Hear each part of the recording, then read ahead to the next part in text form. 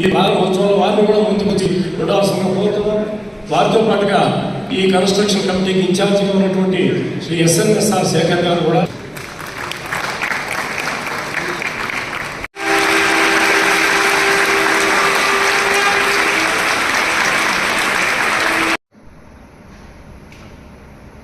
ఆమె చెప్పిన ఆహారాలన్నీ కూడా ఎక్కువ ఆకుకూరలు తినండి, ఎక్కువ కూరగాయల్లో ఉండే శక్తి, ఎనర్జీ, ప్రోటీన్,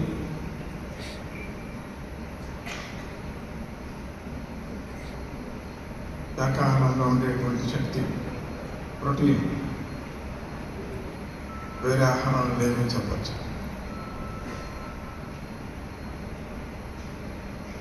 అన్నం కూడా అంతే ఎక్కువ అన్నం తీసుకోకుండా మనం పొట్టు మిశ్రితమైనటువంటి అన్నం తినండి. అంటే పాలిష్ లేనటువంటిది, పెద్ద బియ్యం బాగా పాలిష్ పెట్టి తినద్దండి. ఇమ్మీడియట్గా షుగర్ వచ్చేస్తుంది. లేని వాడికి, ఉండిన వాడికి ఎక్కుతుంది. ఏం బయట తింటే అదే పెడతారు, ఏం చేస్తాం మనం, తినక తప్పదు. అందుకని దానికి ఎక్కువ కూర వేసుకొని తినండి.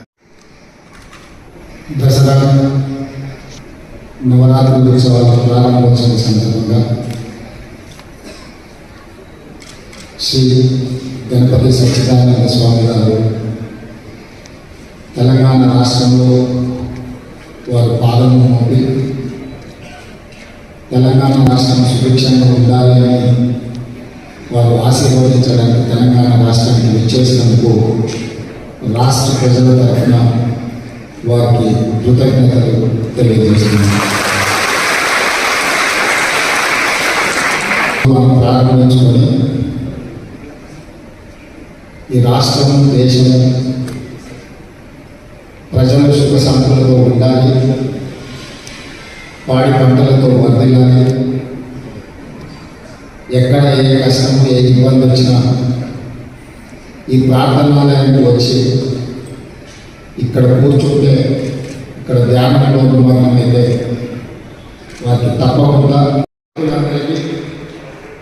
దసరా నవరాత్రి ఉత్సవాల శుభాకాంక్షలు తెలియజేస్తున్నాం. మైసూరులో జరగాల్సిన కార్యక్రమం ఈరోజు తెలంగాణ రాష్ట్రంలో ఇక్కడ జరిపించడం స్వామివారు తీసుకున్న ఒక గొప్ప నిర్ణయం.